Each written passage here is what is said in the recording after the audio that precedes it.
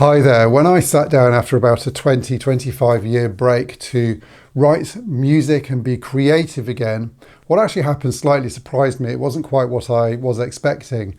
And if you're in this position, if you have either recently just sort of come back to music after a massive long break, or you are thinking that actually this is something that you want to do, this is the video for you, because it will give you a bit of an idea of what that experience actually really feels like. So I'm a composer, I write music, and I had done music composition previously.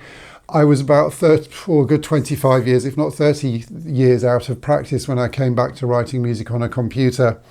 And if my first experience actually of working out how on earth to do this in the modern age was watching some Daniel James videos. He was writing music with Berlin Brass, which must have been new out at that time, or had been out a year or two. I can't remember. It was relatively new anyway, and I was sort of blown away by the possibilities that what you could do. You could get something to sound so orchestral and so brilliant and so realistic just at your computer. And I decided, rediscovered this, and I decided I wanted to explore it, and I bought a small keyboard.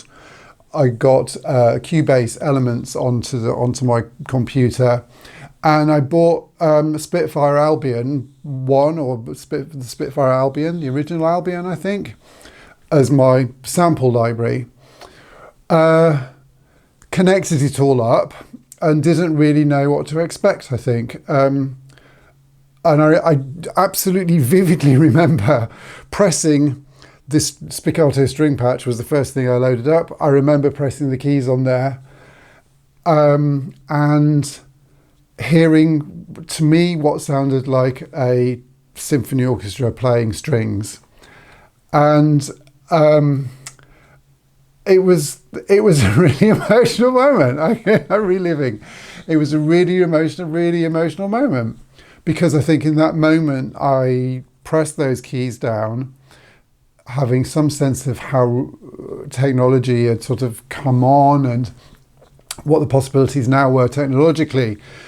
It was like, oh my God, I've like got an orchestra at my fingertips here. The world is my oyster. The sound, the whole vista of musicianship and musicality is here before my fingers. And I remember feeling that quite overwhelmingly at that time.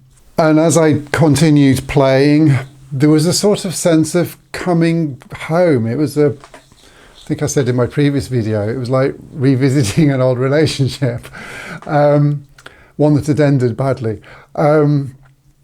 It was like coming home. It was almost like there was a really big, massive difference, really big sort of opposites. In a way, it was like coming home, and it was like I'd never stopped writing music, and I felt how I'd felt previously and how I'd imagined I'd feel, and it was amazing.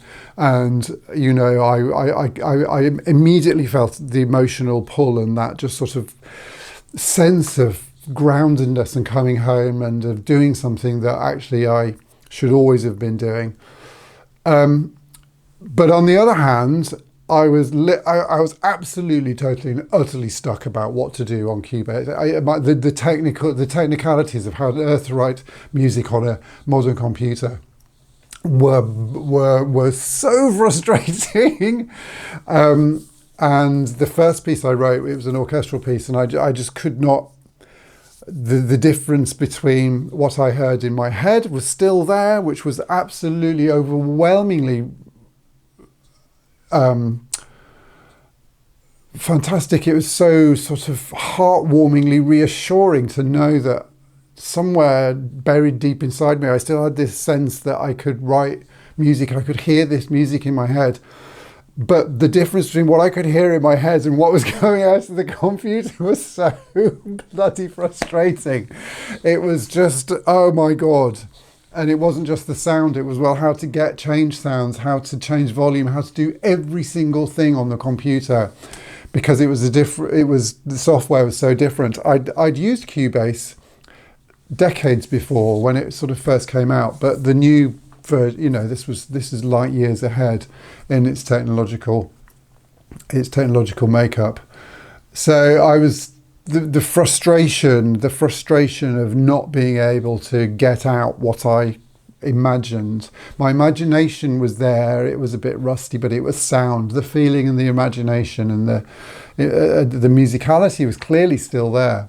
Homecoming. But getting the thing onto the computer and getting it out was a totally different and frustrating matter. However, I was 20, 25 years older than when I'd last tried to make music. 25 years more patient, 25 years more mature, apparently 25 years more thoughtful. I definitely had 25 more years of musical listening experience.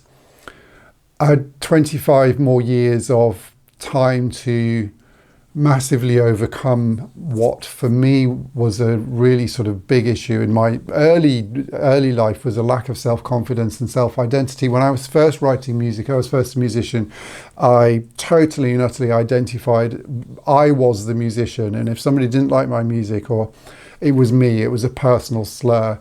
It was like I was so, my identity was so wrapped up with being a good musician that it destroyed me when it didn't work. That had gone because I'd had another totally other career, which I was okay at. I enjoyed, as a photographer, but I'd had that career. It gave me the confidence I could do other stuff. It sort of changed my identity to a certain extent. I identified less as a photographer and more as me. I'd had kids. Actually, that was the big thing that really gave me my identity and confidence boost. I think that really, really changed my whole outlook. I was approaching the music thing from a totally different perspective. I think in my 20s, it was totally self-centered. It was completely and utterly narcissistic. Now, in my late 40s, when I started again, it was completely and utterly something of in a different realm. And frustrating as it was, it didn't tap directly into me as a person if it didn't work. I had the foresight and the maturity to be able to see, okay, this is a journey that we're going to go on, and this is how we're going to do it. And as time went on and I got better at the technicalities, and I actually started to be writing music, and it became a more regular thing, and I started to contemplate, doing the career change and everything. At that point, it became quite a catharsis for me, and I think there was a sense of healing for me to a certain extent. When I stopped doing music completely when I was, I can't remember exactly, but 30-ish.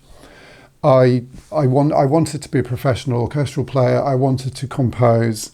I did both of those things, and something I can't even remember why. What the actual catalyst was, but something stopped me. It might have been getting married. I can't remember, and just having kids really, and having to earn real money. But there was a cut-off point where I realised, okay, this isn't going to happen. I need to go off and do something else. I need to do something else. We need to shelve this and put it away. And that was a massive decision for me because, as I said, it was part of my my self-image, my sense of self being a musician. And I didn't realise it at the time, but I went through a period of intense grief for years after that.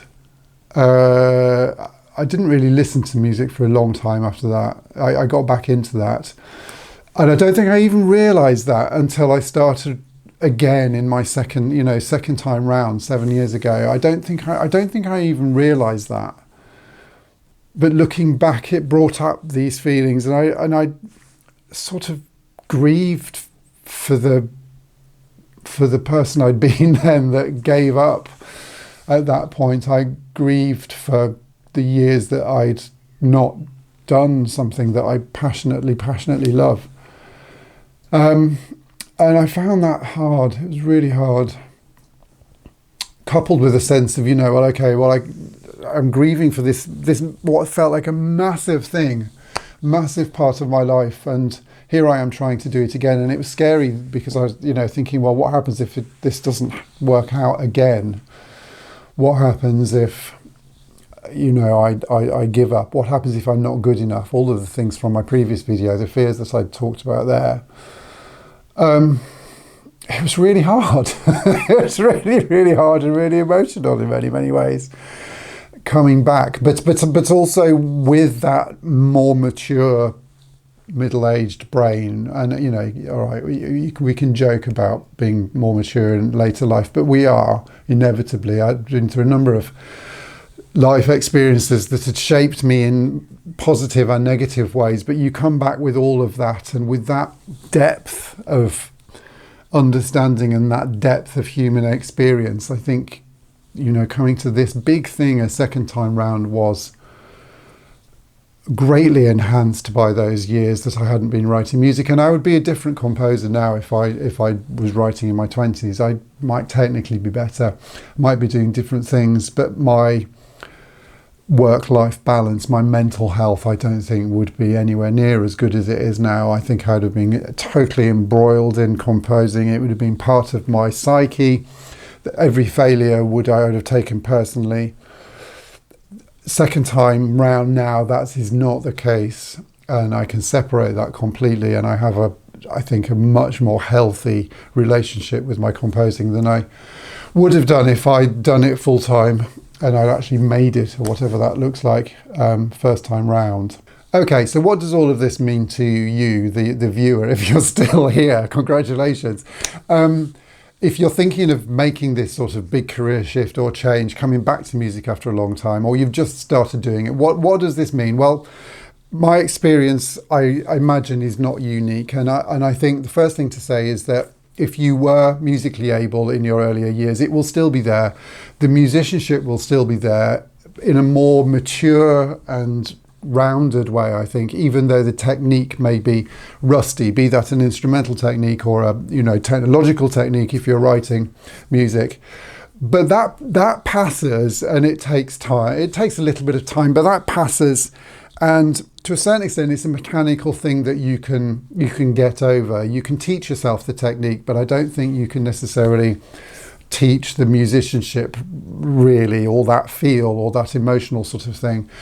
For me, it was a big sense of, well, two things. There was a big sense of healing, a big sense of coming home, a big sense of revisiting and healing grief, a big sense of full circleness, and all of those things were really positive, very emotional. On the other side, the flip side of that coin was there was a lot of fear, there was uncertainty, there was a fear of looking stupid, of looking selfish, doing this new thing, revisiting, my misspent youth, all of that as well. But the relationship you have with the process, with the music, is different and better, I think. And I think that's really, really important, because I think I always thought I'd missed the boat. I always thought that this was something I had to do when I left uni, when I left college, and if I didn't do it then I'd failed. But it's not. This is something you can do any time of your life. And actually, I think as an older musician, you are potentially a better musician. I think you have potentially a better relationship with yourself as a musician. Just that sense of separation from your identity, just the sense of longevity, the roundedness, the emotional maturity, the knowing yourself, the life experience that you can bring at this time in your life, later in your life, that you just don't have in your 20s. You just don't have that rounded, mature wine, mature taste, I feel to you, that you have when you get to a certain age, and I think that is really important, particularly as a musician. It's a really, really important thing, a really vital thing that actually channeled in the right way can really, really be the compost underneath, the super growing compost underneath your career that makes it flourish in ways that it just would not have done if you'd done it first time round. I would have self-destructed, I think. If all my dreams had come true, first time round, I would have toured the world as an orchestral brass player, and I would have then transitioned into being a full-time composer. And being a full-time composer before I had kids in my early life would have exploded my brain. I would have been totally self-centered and totally egocentric.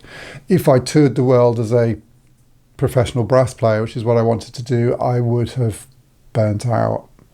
I would have lost my social contacts. I would have drunk too much alcohol and partied too much, and it would have been disastrous for me. It would have, and I can see that now. At the time, it felt like, the end of the world.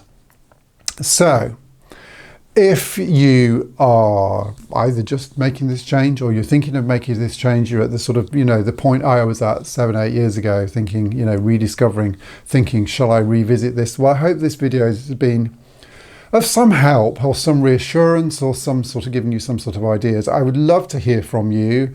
There's a lot of you out there, I'm realizing, that have done this or thinking about doing it. I get contacted regularly. People are commenting. Do comment. It's a really, really interesting discussion. Thank you very much for watching, and I hope to see you again soon. Thanks then. Bye bye.